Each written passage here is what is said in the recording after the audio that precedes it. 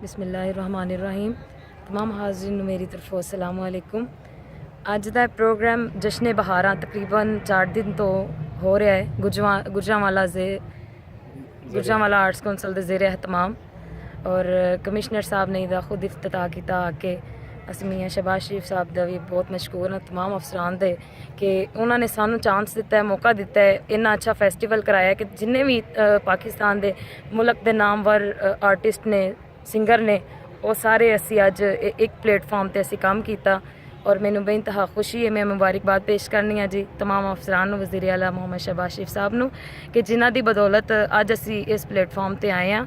बहुत ही अच्छा प्रोग्राम होया है और इस तरह के प्रोग्राम हर सूबे हर इलाके होने चाहिए ने ताकि साढ़े विच जिहड़ियां कमियां ने वो दूर हो सकन और इहदे नाल प्यार मुहब्बत एकता दा भाईचारे का पैगाम मिलता वे क्योंकि अज दा प्रोग्राम सूफी भी सी और सिंध च लोग आए ने जिन्होंने अपनी जुबान दे विच इत्थे बड़े अच्छे सॉन्ग बोले, धमालां गाइयां। तो मैं वाइस ऑफ कैनेडा दी बहुत मशकूर हाँ जी, इन्होंने साड़ी कवरेज की। बहुत शुक्रिया।